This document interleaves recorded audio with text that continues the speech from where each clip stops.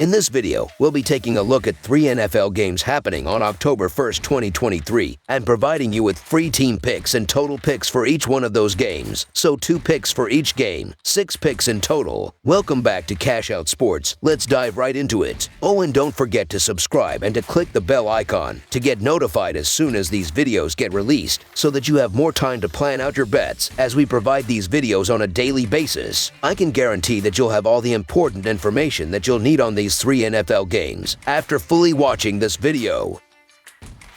One more thing before we start. If you would like to gain access to our best exclusive sports picks to take your journey to the next level, then check out our Patreon in the link down below, where we offer our best single picks, parlay picks, and much more. Now let's get started.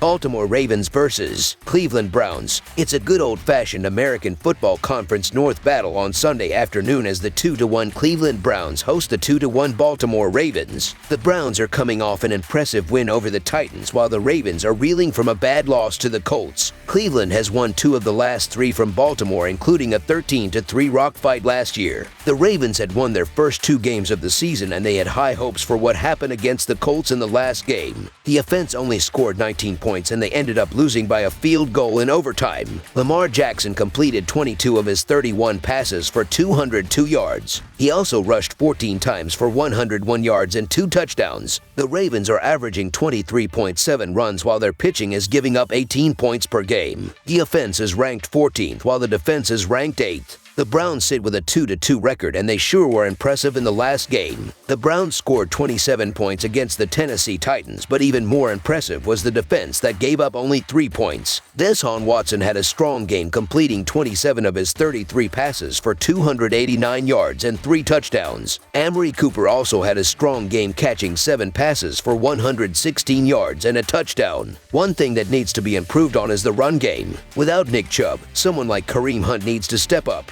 Cleveland's defense has looked absolutely dominant thus far, with virtually no one able to block Myles Garrett. As a result, I'm expecting the Ravens and Lamar Jackson to struggle, especially when it comes to running the football. Baltimore fell to the Colts last week at home and somewhat exposed the team's frailties, and I can see the Browns capitalizing on that further, especially with Baltimore potentially being without 2 of their top receivers. As a result, the Ravens will likely have to rely heavily on their run game, and it just so happens that Cleveland boasts one of the best run defenses in the NFL. The Browns are yet to allow a rushing touchdown this season and have given up just 2.8 yards per carry, which is the second best in the NFL. The Browns' offense has looked fine for the most part, but quarterback Deshaun Watson has yet to live up to his massive contract since moving to Cleveland. He has lived and died throwing the ball to Amari Cooper early and often, and a lot of the emphasis on the Browns remains in their run game, even with Nick Chubb now out for the season. The Cleveland Browns lost Nick Chubb for the season, and Deshaun Watson has been spotty at best, although good last week.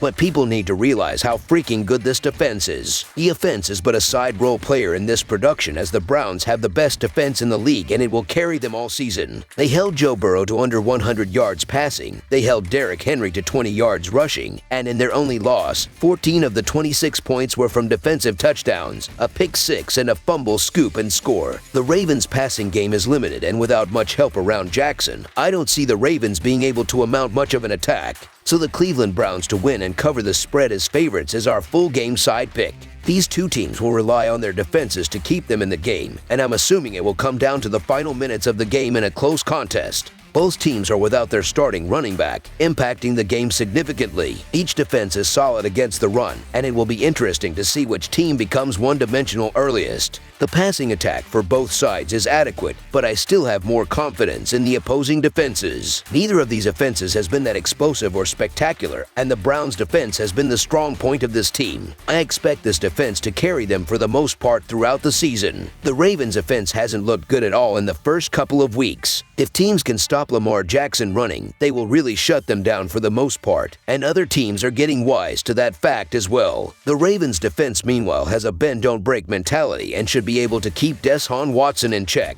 As a result, I'm expecting most of the points to come via field goals. The Browns rank 1st in total defense, 1st in fewest points allowed, 1st in passing yards allowed, and 2nd in rushing yards allowed. Meanwhile, the Ravens struggle to score against a middling, at best, Colts defense. The Browns will shut down down the pass in this one, and Jackson just won't have enough firepower to beat them. Last year, these two played a 13-3 game. I don't see a whole lot more scoring in this one. The Browns are only giving up 10 points per game, so don't expect much more than that. Considering the Ravens scored no more than 25 points against the Texans and Colts, I suspect they will be closer to around 15 points best case scenario for them in this contest. The Browns have averaged around 24 points per game so far, but I believe that number will drop when they play a hard-nosed American Football Conference North rival. I'm expecting a classic American Football Conference North defensive battle with a lot of game management going on. I'm kind of surprised the number is so high here. Under the projected total is our full game total pick.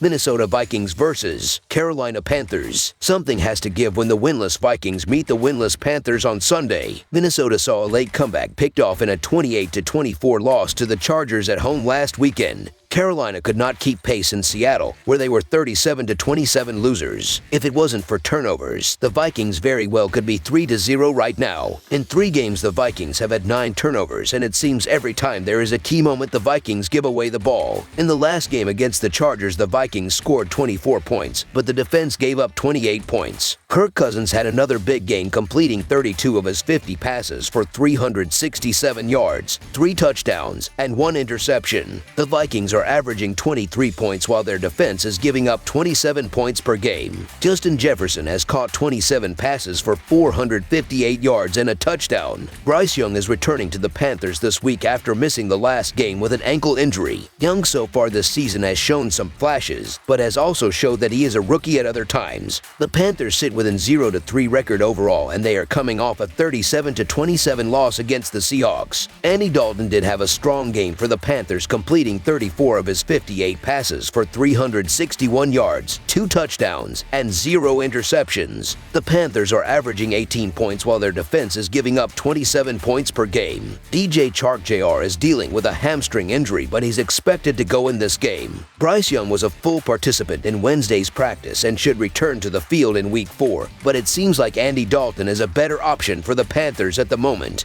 Young has thrown for 299 yards and a couple of touchdowns and interceptions through the first 2 weeks. Anyway, the Panthers need to establish their ground game if they want to keep it close against the Vikings, whose defense has been pretty bad so far this season. The Minnesota Vikings are the more talented team and should win this game, but they also shouldn't be 0-3 on the year. The Vikings were given every chance to beat the Chargers last week, but couldn't close the deal. The Vikings still can't run the ball, and their defense is 26th in both scoring defense and total defense. Yes, the Panthers have issues of their own, and who knows if Dalton or Bryce Young will be quarterback. The Panthers should have enough weapons to slow down the Vikings' passing offense, and at least we're getting points in home field with the Panthers. Carolina is 4-1 against the spread in its previous 6 outings at home, and 4-1 against the spread in its last 5 contests against the National Football Conference North. On the other side, the Vikings are 1-7-1 against the spread in their last 9 games overall, and 4-7-2 against the spread in their previous 13 showings away from home.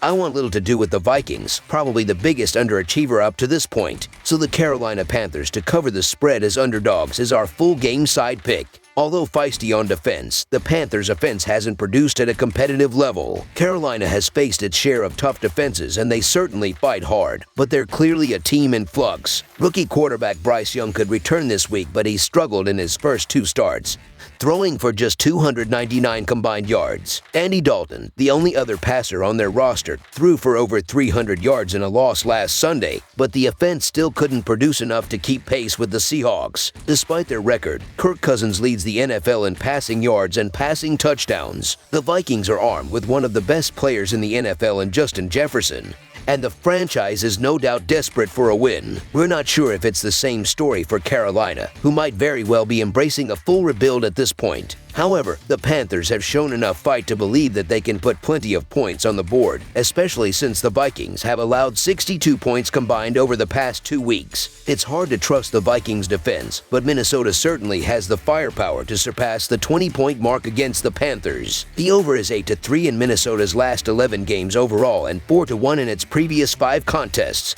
on the road. Also, the total has gone over in 5 of the last 6 encounters between the Vikings and Panthers. The Vikings and Panthers should be able to combine for more than 45 points. Over the projected total is our full game total pick. Pittsburgh Steelers versus Houston Texans. The Houston Texans go for 2 straight wins Sunday as they host the Pittsburgh Steelers. The Texans come in at 1-2 while the Steelers are 2-1. The Steelers have won 4 of the last 5 head-to-head meetings, with the latest a 28-21 win back in 2020. The Pittsburgh Steelers are 2-1 this season after they defeated the Las Vegas Raiders by a score of 23-18 last week. Pittsburgh fell down 7-0 in the first quarter, but they scored the next 23 points and were able to hang on for the win. The Steelers were outgained by a total of 362-333, but did force 3 turnovers in the game. Pittsburgh was blown out in their game against San Francisco to open the season, but they bounced back with a win over Cleveland in Week 2. The Pittsburgh offense is scoring 19 points per game with 208.7 passing yards per game and 67 rushing yards per game this season. Kenny Pickett has thrown for 689 yards, 4 touchdowns, and 3 interceptions for the Steelers this year. Najee Harris has rushed for 139 yards, while George Pickens has caught 13 passes for 238 yards and 1 score. The Pittsburgh defense is allowing 23 points against per game this year, and they have allowed over 400 yards per game. The Houston Texans are 1-2 this season after they defeated the Jacksonville Jaguars by a score of 37-17 in their last game. Houston led 17-0 at the half, but their lead was cut to 7 in the third quarter before they pulled away late. The Texans were outgained by a total of 404-366 and forced 2 turnovers in the win. Houston lost to Baltimore and Indianapolis to start the season, but they got a huge win last week against the Jaguars. The Houston offense is averaging 22 points per game with 271 passing yards per game and 70 rushing yards per game this year. C.J. Stroud has thrown for 906 yards and 4 touchdowns for the Texans this season. Damon Pierce has rushed for 100 yards and 1 touchdown, while Nico Collins has caught 15 passes for 260 yards and 1 score. The Houston defense is giving up 24 points against per game this season. The Texans are coming off a huge win, but as with many young, up-and-coming teams, the key is consistency. Texans fans should be thrilled with their new quarterback, Stroud, and Coach Ryans looks like he is a good one. But here's the deal, I see them coming back down to earth this week against a veteran coach in Mike Tomlin and a very good Steelers defense. The Texans have 4 offensive linemen either doubtful or questionable, and they face a Steelers defense that is 1st in sacks per game and 3rd in takeaways in the NFL. The Pittsburgh Steelers can't run the ball or stop the run, but the Texans are 29th in rushing offense,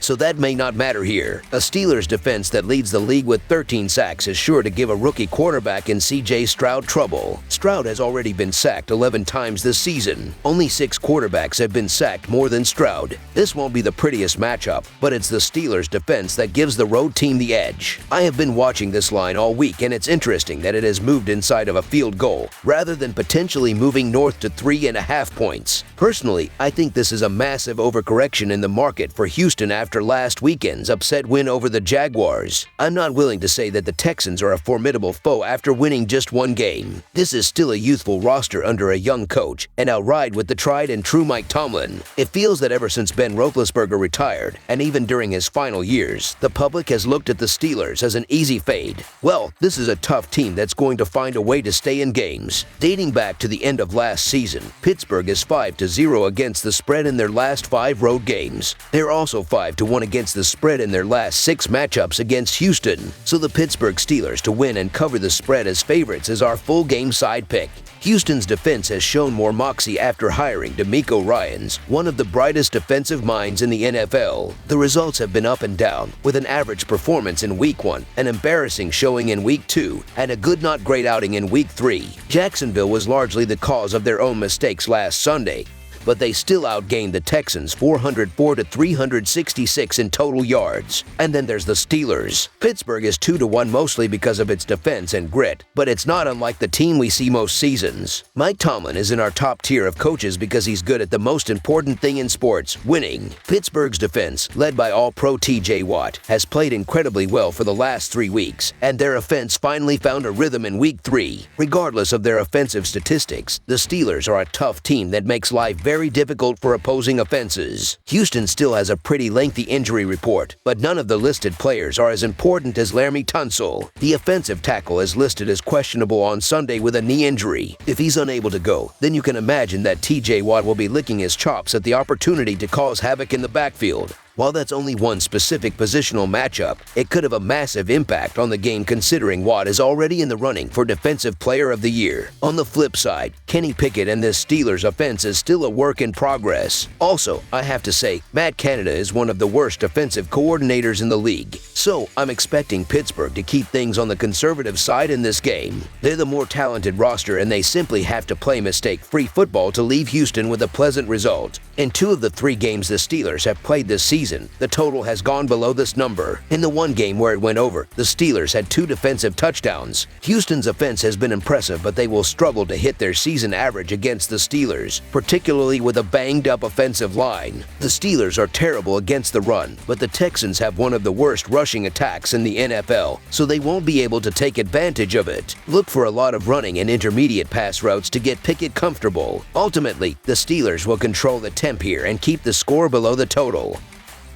That's all for now, so if you have any other games you would like reviewed, then leave a comment down below with the game you would like analyzed. Subscribe to our channel, leave a like on this video, and we'll get to it as soon as we possibly can. We would also love to hear your opinion on the picks presented to you in this video, whether you agree or disagree with them, so leave a comment down below and do let us know.